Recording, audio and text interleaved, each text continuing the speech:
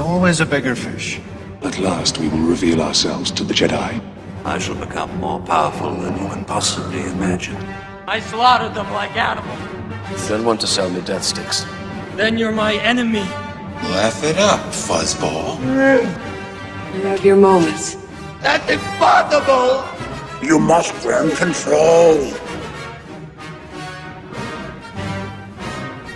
Keeping with the trusty adage, starve a cold, disgust a fever.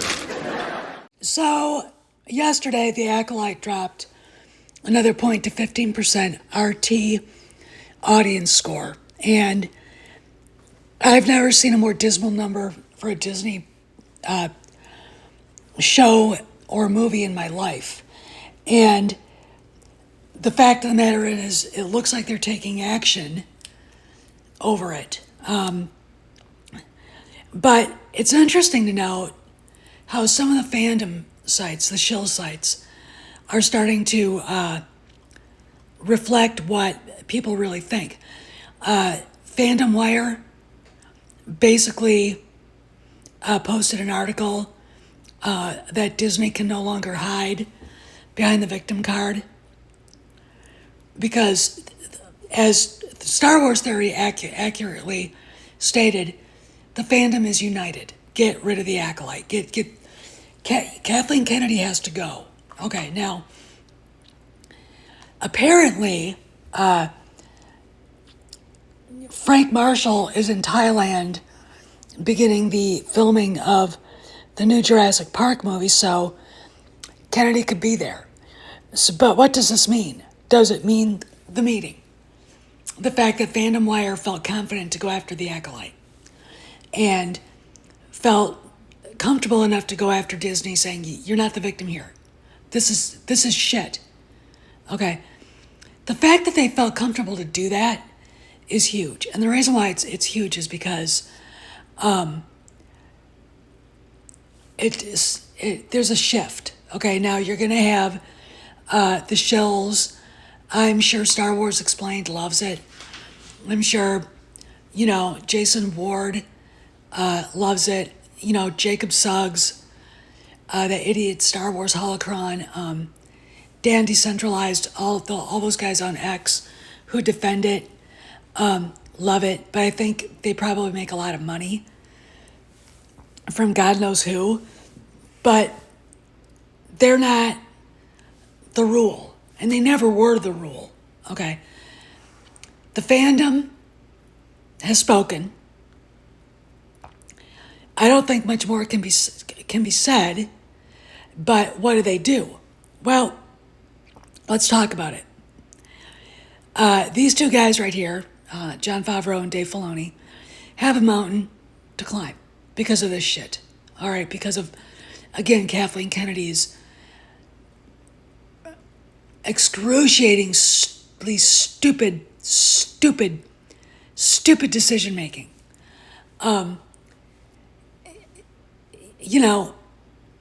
You've got to understand that the Acolyte hurts everything that comes out of Lucasfilm.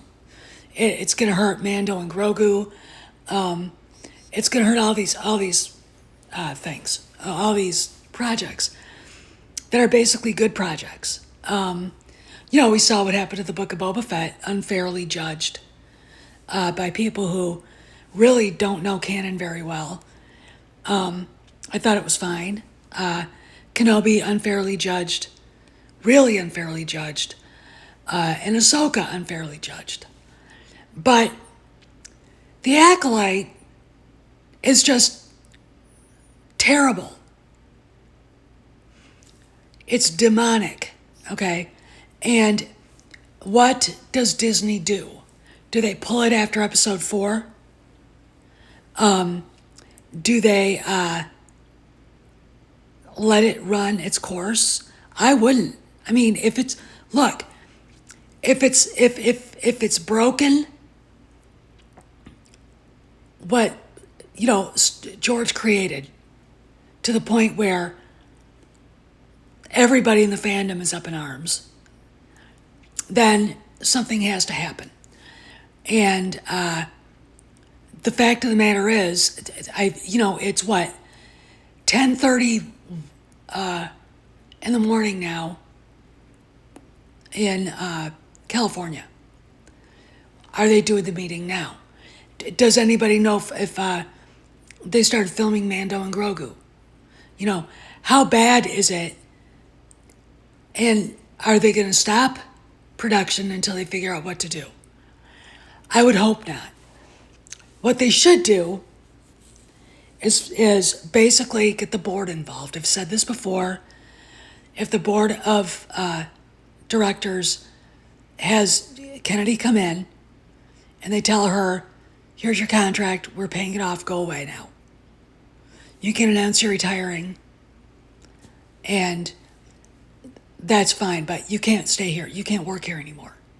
Okay? And would she take it? I assume she would. She obviously is very upset that these things aren't well received, but they're terrible. Okay? And you can't sit there and blame, 80% of the male fans all the time for not liking your shit. Okay? The 15% RT audience score is real. When you've got Pablo Hidalgo publicly saying he was doing freelance work, all right, that he and his wife and other troublemakers at Lucasfilm have not said a word publicly in support of the Acolyte, they're embarrassed because they know the number's real. All right? They know this is the worst possible thing to happen right now. All right? Instead of taking away the narrative from Nerdrotic and Geeks and Gamers, they gave them even more ammunition. But let's talk further. I'm very sorry about that. Well, why didn't you tell me that's where Maris's money came from? It's never easy. Maris's money? Yeah. I mean, you told me that Maris's family money came from timber? It did. It did come from timber. Oh, that's what you really think? Well, of course, it's true. And that's what all of Maris's friends think, too? All those country club snobs who would kill for a good piece of dirt on someone? What are you talking about? If her family money didn't come from timber, where did it come from?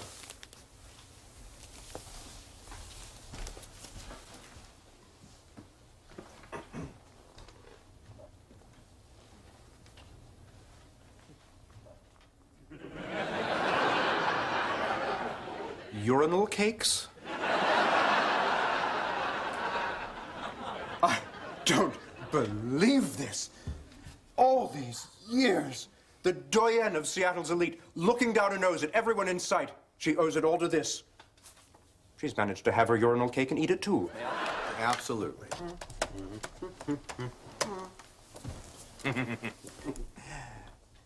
Hello, Marta. Like to speak to Maris.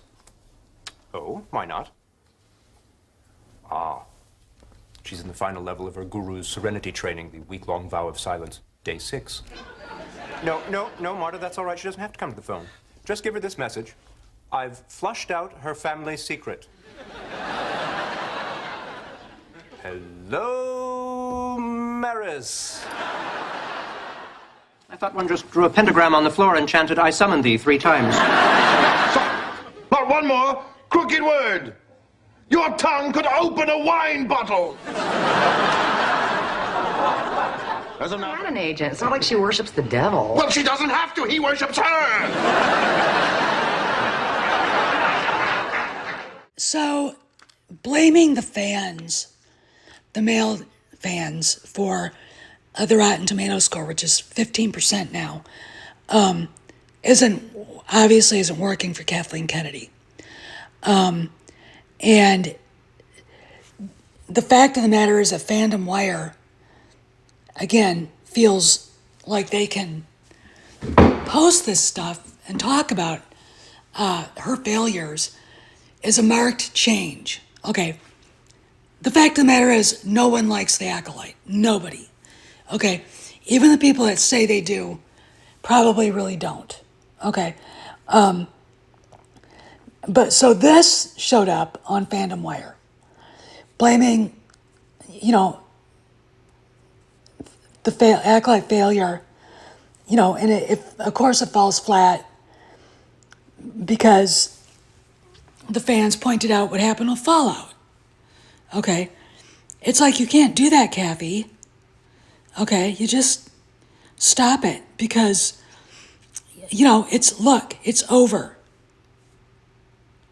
Okay, this shit's done. And, you know, fans point out that Fallout had a female lead. It doesn't matter if the lead is a guy or a girl. They have to be written well. And when you don't do due diligence in your storytelling, and I'm going to say this now, Leslie Headland's big TV break came with Russian Doll, which was nothing more than a different way of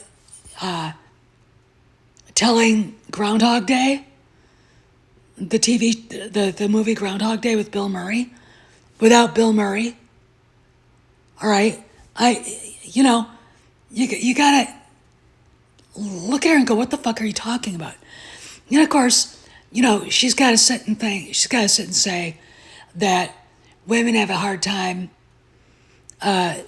because making Star Wars because Star Wars is a male-dominated franchise, and you know, we can, you know, the women get attacked in ways that are personal.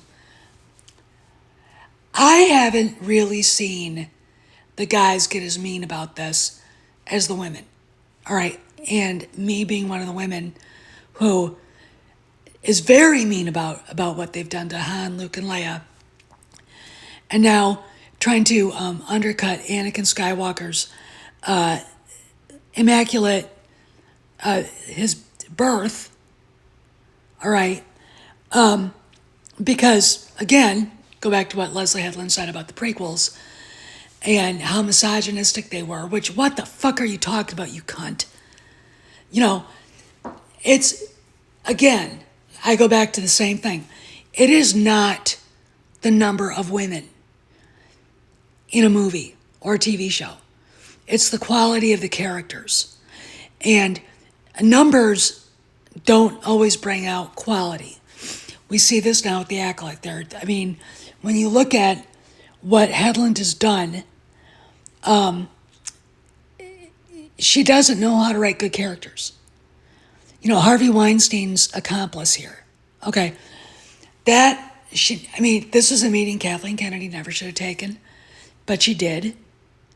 And now I'm like, okay, I can't, okay, and I won't. And the reason why I can't and I won't is because that's being intellectually dishonest. And I won't, look, a woman running Lucasfilm isn't the problem. A woman who doesn't know what she's doing, who's incompetent, lazy, and doesn't do her due diligence running Lucasfilm is the problem. A woman running Lucasfilm who's quick to blame the audience for the project's poor reception isn't the right woman. Okay. Nothing that Kathleen Kennedy has made that's been under her purview was made with love for the franchise and the joy of filmmaking. When you go to Mandalorian seasons 1, 2, and 3, even though 3 was stunted because of Kathy's bullshit with the Book of Boba Fett, you see it and go, you're really bad at this, Kathy. So then, and look, she's got a lot of people in Hollywood running interference for her, okay, because she is Kathleen Kennedy, okay, and they're going to do that until they're told not to.